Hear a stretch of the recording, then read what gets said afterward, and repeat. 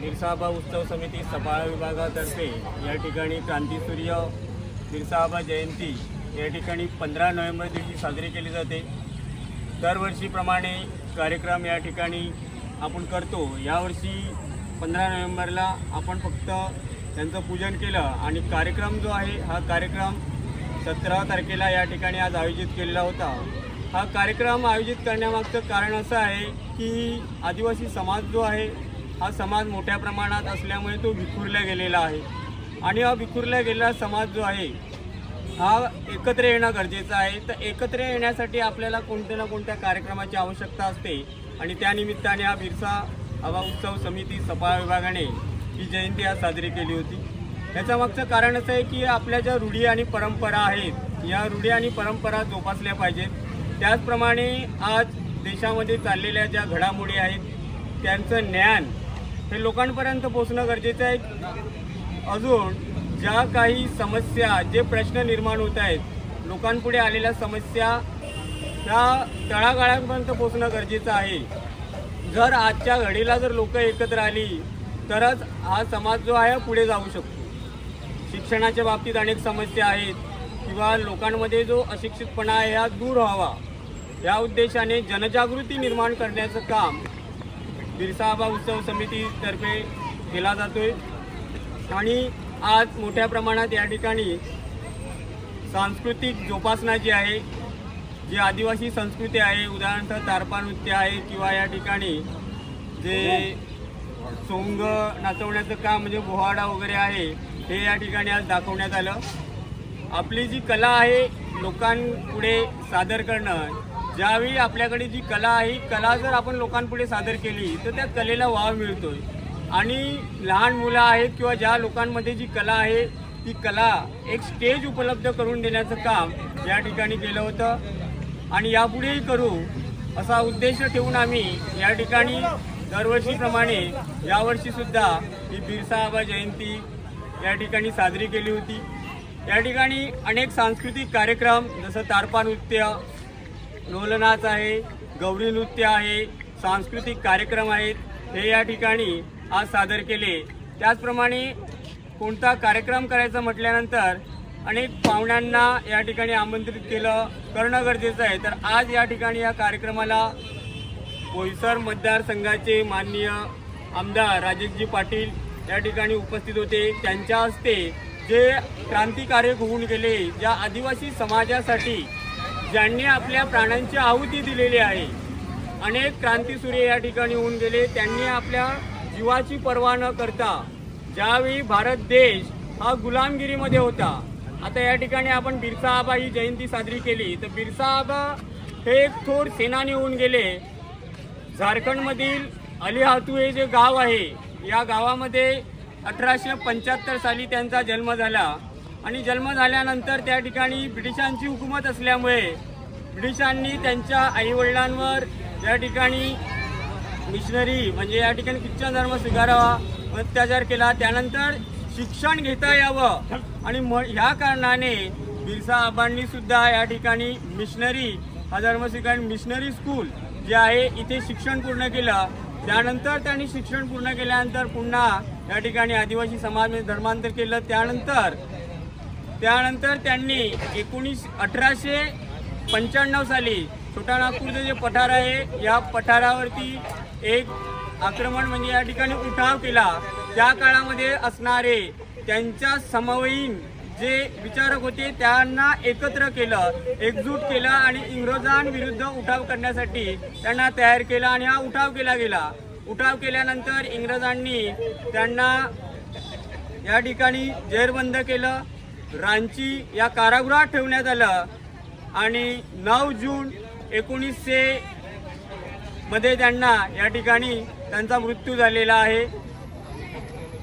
आज ज्याप्रमाणे सकाळी आमदार, त्याचप्रकारे सफाळा ग्रामपंचायतचे सरपंच मॅडम, सदस्य, पंचायत समिती सदस्य या ठिकाणी उपस्थित, त्यांच्या हस्ते या ठिकाणी भूमिपूजन झालं। त्यानंतर आदिवासी एकता परिषदेचे सर्व काळूरामजी धोदडे या ठिकाणी उपस्थित होते। त्याचबरोबर त्यांच्या जोडीला आलेले अनेक मान्यवर, या मान्यवरांच्या उपस्थितीत हा कार्यक्रम संपन्न झाला।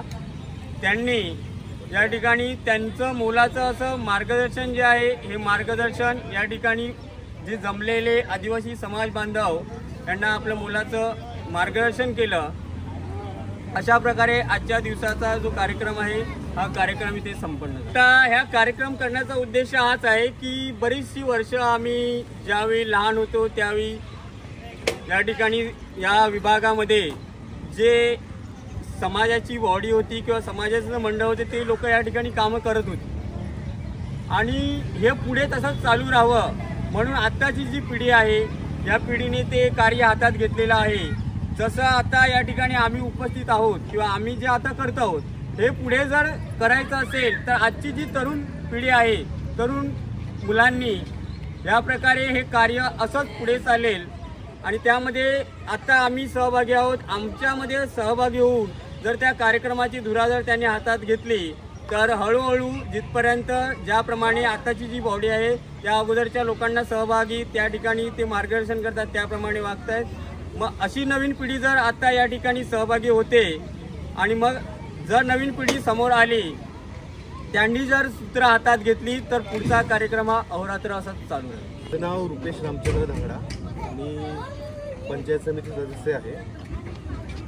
आज जो आम्ही बिरसा आबा उत्सव समितीतर्फे जो बिरसा मुंडा 148वी जयंती साजरी केली, त्याच्या मागचा एक महत्त्वाचा उद्देश असा आहे की सफाळ्यामध्ये आता वसाहतीकरण वाढलेलं आहे, शहरीकरण होत चाललेलं आहे आणि इकडचा जो मूळ आदिवासी समाज आहे हा या शहरीकरणाच्या ह्याच्यात थोडासा मागे चाललेला आहे। त्याच्यातच आदिवासी समाजाची जी एक उपेक्षा आहे, तो सर्वात मोठी जी समस्या आहे ती शिक्षण आहे। जिथपर्यंत आदिवासी समाजात 100% शिक्षण पूर्ण होत नाही, तिथपर्यंत आदिवासी समाजाचे विकास जो आहे, आदिवासी समाजाचे ज्या सरकारतर्फे काही योजना वगैरे ज्या येतात त्या पोहोचवण्यासाठी शिक्षण हे खूप महत्त्वाचं आहे। तसंच सरकार योजना तर देतं, परंतु काही गोष्टी अशा आहेत त्या सरकारच्या बाबतीत विसंगत आहेत। जसं उदाहरण द्यायचं झालं तर आमच्या समाजाचे जे जातीचा दाखला आहे किंवा जात पडताळणी जी आहे, ते जात पडताळणीसाठी जो ऑनलाईन फॉर्म आहे किंवा ऑफलाईन फॉर्म आहे, त्याच्यात एक महत्त्वाचं एक टॉपिक आहे की आदिवासी समाजाचे देव, ह्या एक महत्त्वाचा टॉपिक आहे। त्याच्यात जे आमच्या समाजाचे जे देव आहेत ते आम्ही आदिवासी समाज हा निसर्गपूजक आहे आणि निसर्गपूजक असल्याकारणाने जे आमचे देव आहेत ते वाघोबा देव, हिरवा देव, चेडा देव, कणसरी, धनसरी अशा प्रकारचे आमचे जे देव आहेत हेच देव आहेत आणि हेच ऑनलाईन किंवा ऑफलाईन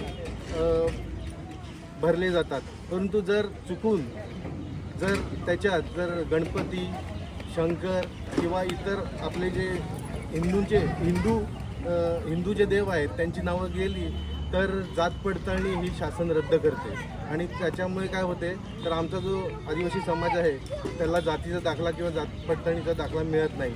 आणि कुठलीही योजना, सरकारची जी योजना असते ती कुठलीही योजना शिक्षणाच्या बाबतीत बोला, आरोग्याच्या बाबतीत बोला किंवा इतर विकासाच्या बाबतीत बोला, त्यांच्यासाठी जातीचा दाखला किंवा जात पडताळणी महत्त्वाची असते.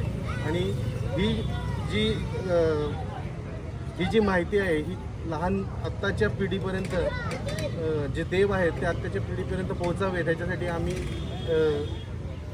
असे सांस्कृतिक कार्यक्रम आयोजित करत आहेत जेणेकरून सफाळ्यातील आणि सफाळ्याच्या भागातील जे विद्यार्थी आहेत त्या विद्यार्थ्यांपर्यंत आमच्या समाजाचे देव आणि आमची जी संस्कृती आहे ती घराघरी पोहोचावी आणि शिक्षणाचा पाया मजबूत होऊन लोकांपर्यंत आदिवासी समाजाची संस्कृती घरोघरी पोहोचली पाहिजे. आता जात पडताळणी किंवा जातीचा दाखला काढण्यासाठी आम्हाला जेवढी हाल अपेक्षा सोसावी लागते त्याच्यात एक दुसरा मुद्दा असा आहे की 50 वर्षाचा पुरावा आदिवासी समाजासाठी जातीचा दाखला काढताना 50 वर्षाचा पुरावा सादर करावा लागतो. आमचा समाज शिकलेला नसल्याकारणाने आमच्या समाजाकडे हे पुरावे कमी असतात. तसेच आता आरक्षणाची गोष्ट जर सांगायची झाली तर विविध समाज आहे हा आरक्षण मागत आहे. त्याच्यात धनगर समाज हा आदिवासीमधून आरक्षण मागत आहे. आज महाराष्ट्रामध्ये जी लोकसंख्या आहे 12 कोटी लोकसंख्या महाराष्ट्रामध्ये आहे त्याच्यात टक्के लोकसंख्या ही आदिवासी समाजाची आहे आणि आदिवासी समाजाला 7.5% आरक्षण आहे. त्याच्यातच आता धनगर समाज आदिवासी समाजामध्ये आरक्षण मागत आहे. तर ही आमच्या समाजावर अन्यायकारक आहे. आमच्या समाजासाठी ही अन्यायकारक आहे आणि सरकारने त्याच्यावर विचार करावा. तसंच आमचं जे संविधानामध्ये तशी तरतूदसुद्धा केलेली आहे की आम्ही कुठली जाती, आमचा समाज जो आहे तो आमचा समाज कुठल्या जातीमध्ये मिळत नाही तर आमचा समाज हा अनुसूचित जमातीमध्ये आहे. आमची ही जनजाती आहे आणि याचा शासनाने विचार करा. सर, आमचा जो समाज आहे हा बराचसा समाज हा रोजंदारीवर जगत आहे. म्हणजे आजच्या दिवशी जर आम्ही जर काम केलं तर संध्याकाळचं आम्हाला जेवण मिळणार आहे. असा आमचा जो समाज आहे त्याच्यातला 98% समाज हा असाच आहे. त्याच्यामुळे आमच्या समाजाला रोजंदारीसाठी गाव नाही तर तालुके किंवा तालुके नाही तर जिल्हे अशी आम्हाला वारी करावी लागते. का तर रोजगारासाठी. ह्याच्यावर उपाय म्हणून सांगायचं झालं तर शिक्षण सर्वात महत्त्वाचं आहे. शिक्षण घेतलं तर आपल्याला समाजाची परिस्थिती, समाजात काय चाललेलं आहे ती परिस्थिती आपल्याला समजेल. तसंच राजकारणाची जर गोष्ट झाली तर आमच्या समाजाला उद्देशून सर्वच पक्ष, एक पक्ष नाही सर्वच पक्ष काही आमिष देतात. रात्रीचं आमिष असते किंवा रात्रीचा आमिष असो किंवा इतर काही असो तर आमिष देऊन आमच्या समाजाला भरकटलं जाते. आणि इंग्रजांची जी नीती आहे फोडा आणि राज्य करा, असंच आज पालघर जिल्हा आदिवासी जिल्हा घोषित आहे. परंतु फोडा आणि राज्य करा हे सर्वच पक्ष नीतीचा वापर करतात आणि आमच्या समाजाच्या लोकांना तुकड्यामध्ये विभाजन केलं जाते आणि आमच्या समाजाचा वापर केला जातो. इतर जो समाज आहे हा समाज, या समाजापेक्षा पालघर जिल्ह्यामध्ये आदिवासी समाज आहे आणि सर्वात जास्त जर मतदानाचा विषय झाला तर सर्वाधिक मतदान हा आदिवासी समाजच करतो. मी कल्पक मानकर, मी सफाळा बिरसा आबा उत्सव समितीचा अध्यक्ष असून गेली आम्ही 4 वर्ष हा कार्यक्रम उत्सव पार पाडत आहोत. याचा उद्देश एकच आहे की आमचे जे आदिवासी बांधव आहेत, जे सफाळ्याच्या आजूबाजूला जी 22-26 जवळजवळ गावं आहेत, त्याच्यामध्ये आमच्या गावात जवळजवळ आदिवासी गावं 18 गावामध्ये आमचे आदिवासी लोक राहतात. परंतु आम्हाला असं दिसणं झालं की जे आमचे आदिवासी लोक आहेत ते फार अशिक्षित आहेत. तर आम्ही असं सफाळ्यामध्ये आम्ही जेव्हा जमलो, आम्ही सगळे मित्र किंवा आपले सगळे आदिवासी बांधव, तेव्हा आम्हाला असं ठरलं की आपण काहीतरी इथे समाजासाठी केलं पाहिजे. त्याच्यामुळे आम्ही काय केलं मग की आपण सगळ्यांनी विचार केला की आपण हे काही कार्यक्रम आहेत, दिवाळीचा कार्यक्रम वगैरे काय असेल, आम्ही दिवाळीला पण एक कार्यक्रम भरवला होता. त्या अगोदर सगळ्या स्पर्धा घेतल्या होत्या आदिवासी नाचाच्या वगैरे, सगळे सांस्कृतिक कार्यक्रम वगैरे. नंतर आम्ही हा बिरसाबा उत्सव कमिटी, बिरसाबा उत्सव कमिटी ही स्थापन केली. त्याचा अध्यक्ष मला ह्या लोकांनी सगळ्यांनी सफाळ्याच्या आमच्या समाज बांधवांनी ठेवला. तर आमचा असा उद्देश होता की हे आपली जी लोकं आहेत ती फार गरीब आहेत. आम्हाला त्यांचं असं चित्र दिसलं सफाळ्यामध्ये आजूबाजूला. आम्ही तर आता इकडेच बघितलं, जव्हार मोखाड्याला फारच चित्र विचित्र, पण आम्ही इकडे बघितल्यानंतर आम्हाला असं समजलं की आपण काहीतरी समाजासाठी केलं पाहिजे.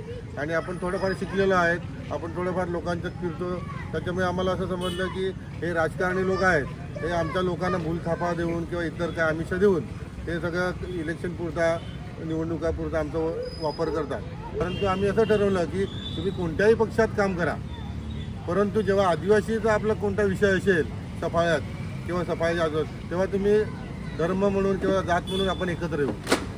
आम्हाला दुसऱ्या धर्माचा आधार आहे, आम्हाला त्यांचं काहीच नाही की बाबा आम्हाला कोणाचा विरोध वगैरे काहीच नव्हता. फक्त आम्हाला आता असंच आहे की आमचं ही जी आम्ही आता पेरलेलं आहे ते आमच्या इतर लोकांनी, आमच्या समाज बांधवांनी, आता जी नवीन नवीन मुलं तयार झाल्या आहेत त्यांच्या हातात आम्ही हे दिलेलं आहे की बाबा तुम्ही आता आम्ही मागून सपोर्ट करू तुम्हाला, तुम्ही आता पुढे जा आणि हा कार्यक्रम असा म्हणजे उंचीवर नेऊन ठेवा की दरवर्षी हा कार्यक्रम आपल्याला झाला पाहिजे. आता असा आपण आम्ही दरवर्षी कार्यक्रम करत असतो आणि हे आमचे सगळे कार्यकर्ते आणि चांगल्या प्रमाणात होतो.